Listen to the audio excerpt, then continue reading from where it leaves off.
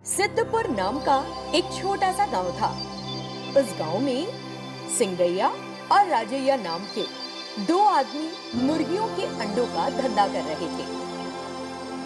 उनके पास ढेर सारी मुर्गियां थी। वो उन मुर्गियों के अंडे बेचकर पैसा कमाते थे। एक दिन जब सिंगैया अपनी मुर्गियों के पास गया तो उसे वहां एक भी अंडा नहीं मिला। इससे वो परेशान हो गया और सोचने लगा, ये क्या है, यहाँ एक भी अंडा नहीं है। क्या मेरी पत्नी ने सारे अंडे इकट्ठे कर लिए? प्रमिला, प्रमिला, ये कहते हुए वो अंदर गया और अपनी पत्नी से पूछा, तुमने उठा लिए क्या वहां से अंडे? नहीं, मैं क्यों करूंगी ऐसा? रोज तुम ही तो उठाते हो ना अंडे वहां से। क्यों, क्या हो गया? फिर किसने उठाए सारे अंडे? सारे अंडे कहाँ गायब हो गए? प्रमिला भी असमंजस में थी। फिर दोनों इस बारे में फिक्र करते हुए सोचते रहे। अगले दिन सुबह सिंगैया अपनी मुर्गियों के पास फिर गया, लेकिन उसे वहां आज भी एक भी अंडा नहीं मिला। ये देखकर उसने सोचा, ये क्या है, आज भी यहाँ एक भी अंडा नहीं है। लगता है कि कोई जानबूझ के कर रहा है, लेकिन है कौन, समझ नहीं आ रहा। इस तरह वो परेशान हो गया। उस रात जब सिंगैया और उसकी पत्नी गहरी नींद में थे, एक आदमी वहां आकर अंडे चुराने लगा। उसी समय एक संत जो उस रास्ते से गुजर रहे थे, उन्होंने उस चोर को देख लिया और धर दबोचा, घर के अंदर कोई है? एक बार बाहर आओ, ये चोर तुम्हारे अंडे चोरी कर रहा था। इस तरह उन्होंने जोर से पुकारा। उसकी आवाज सुनकर सिंगैया और उसकी पत्नी जाग पड़े और जल्दी जल्दी करके बाहर आए। उस चोर को देखकर वो सन्न रह गए। वो कोई और नहीं, सिंगैया का दोस्त रंगैया था। फिर सिंगैया ने दुखी मन से उससे कहा, ये क्या बात हुई रंगैया, तुम्हें ऐसा करते शर्म नहीं आई? मुझे लगा था कि तुम एक भले इंसान हो और तुमसे दोस्ती कर ली। मुझे बिल्कुल अंदाजा नहीं था कि तुम इस तरह के आदमी निकलोगे।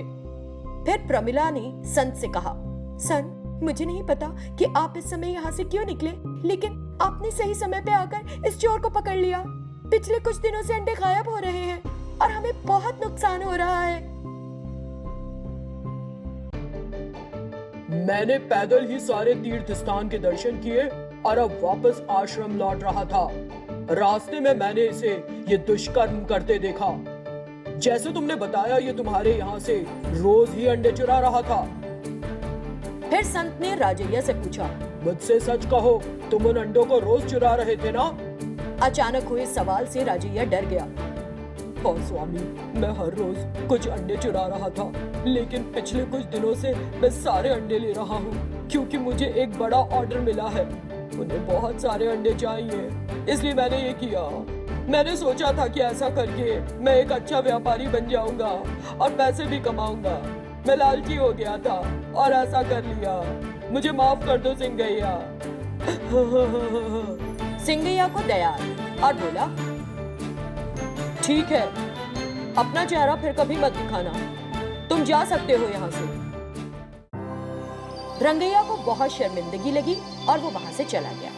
फिर संत ने सिंगैया और उसकी पत्नी से कहा, मैं समझ गया कि तुम एक मेहनती और अच्छे दिल के इंसान हो, इसीलिए मैं तुम्हारी सहायता करना चाहता हूँ।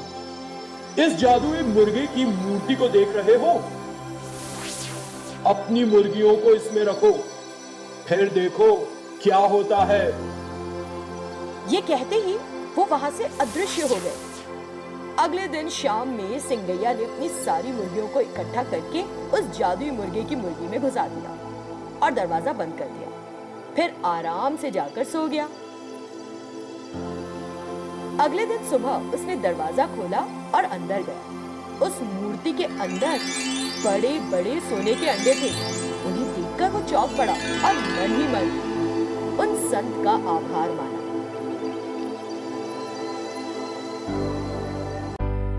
इसी बीच उसने राजैया को अंदर देखा।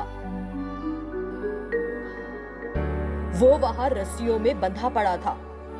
तुरंत सिंगैया ने जाकर रस्सी खोली और उससे पूछा, ये क्या, तुम यहाँ कैसे आए? मैंने तुम्हें यहाँ आने से मना किया था ना। तुम्हें इस तरह किसने बांधा?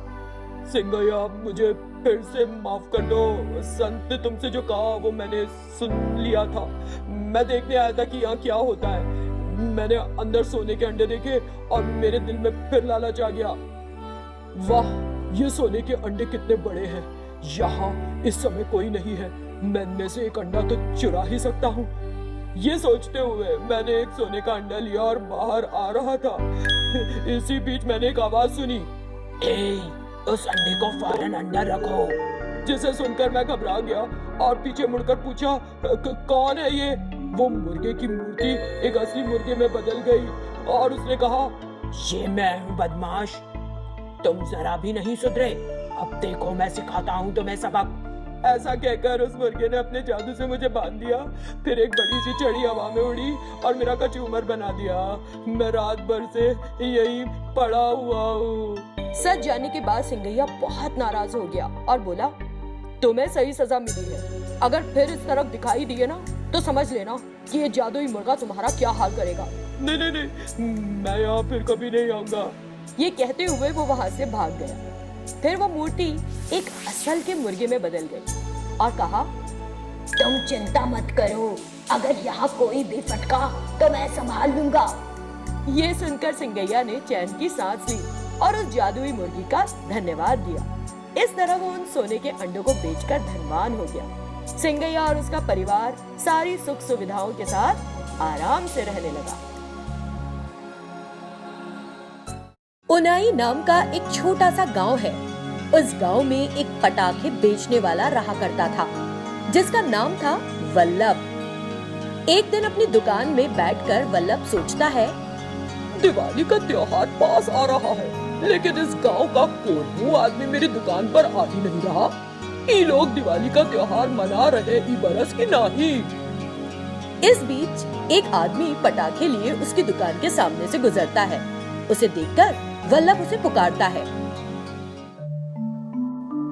प्रवीण, ओ प्रवीण, ये पटाखे कितने से लेकर आ रहे हो बबुआ? हमारी दुकान से नहीं ना लिए पटाखे इस बारी? क्या बात हुई रही?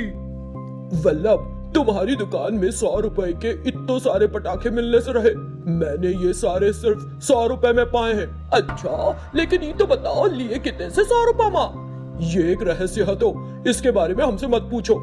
ये कहकर वो वहाँ से खिसक लिया। इससे वल्लभ फिर सोच में पड़ गया। मैंने तो इतना ही पूछा था कि दुकान का नाम बता दे, यूं क्यों कहकर गया कि ये एक रहस्य है? तो फिर उसने शाम होते ही अपनी दुकान बंद कर दी और घर जाने लगा।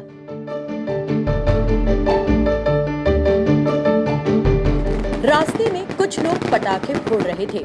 वो पटाखे बड़ी जोर का शोर कर रहे थे, जैसे कि बड़े बम हो। ये देखकर वल्लभ सोचने लगता है, हे भगवान, ये कौन सी किस्म का पटाखा है? ये तो टाइम बॉम्ब की तरह आवाज कर रहा है। इस तरह सोचते हुए वो वहाँ से चला गया। फिर उसने अपने छोटे से बेटे को घर पर पटाखे छुड़ाते देखा। वो भी बहुत जोर की आवाज कर रहे थे। उन्हें देखकर वल्लभ अपने बेटे से पूछता है, बंटी, किसने दिए ये पटाखे तुमको? बाबा, मेरे दोस्त पप्पू ने दिए हैं ये पटाखे मुझे। पप्पू और उसके पापा गए थे कोनो अंडरग्राउंड दुकान पर, वहाँ से लेकर आए थे। वहाँ बहुत बड़े बड़े बम बन रहे दिखत है बाबा। चलो ना, हम चले वहाँ से पटाखे लाने। बंटी की बात सुनकर वल्लभ सोचने लगा, जमीन के अंदर दुकान, ये तो बड़ी अजीब बात लागे है। इस तरह वो इसके बारे में सोचता ही रहा। अगले दिन सुबह जब वल्लभ अपनी दुकान जा रहा था, उसने एक आदमी को देखा जिसने काफी देर तक इधर उधर देखा और फिर अंदर चला गया। उसे ऐसा करते देखकर वल्लभ ने सोचा, ये हरी अचानक जमीन में कितो गायब हो ही गयो। ये सोचते हुए वो उस जगह के पास गया और उसे गौर से देखने के बाद उसे पता चला कि उसके नीचे एक सुरंग है। तुरंत वो भी उस सुरंग में उतर गया और वहाँ कुछ लोगों को पटाखे बनाते देखा। उसे वहाँ कई तरीके के पटाखे दिखाई दिए, जिन्हें देखकर वो चौंक पड़ा। फिर उसने सोचा, अरे ये लोग तो बिना लाइसेंस के पटाखे बनावत है। ये तो बड़ा खतरनाक काम है। इन पटाखों में बहुत ही खतरनाक पदार्थ है, तो हमको पुलिस को खबर दे ही पड़ी। ये सोचते हुए वो उस इलाके के पुलिस अधिकारी के पास चला गया और उसे सारा मसला बताया, जिसे सुनकर वो अधिकारी उसी समय उस अंडरग्राउंड दुकान गया और उस सुरंग को देखा। साहब, अगर आपको वो आदमी देख लिए रहे तो दूसरी तरफ से भाग न जाएंगे। हमारे पास इससे बचने का एक प्लान है तो साहब। वो क्या है? 1 मिनट साहब। ये कहते हुए उसने एक बड़े से बम को जलाया और उस सुरंग के अंदर फेंक दिया। इससे वहाँ पड़े हुए सारे के सारे बम एक एक करके फूटने लगे और बड़ा शोर पैदा हुआ। अंदर वहाँ काम करने वाले बेहद डर गए और जोर जोर से चिल्लाने लग गए, बाहर भागो, भागो बाहर। इस तरह चीख पुकार मचाते हुए वो सुरंग से बाहर आ गए। तुरंत पुलिस ऑफिसर ने उन्हें पकड़ लिया और कहा, ए, तुम्हारी इतनी हिम्मत, बिना लाइसेंस के पटाखे बनाकर बेच रहे हो?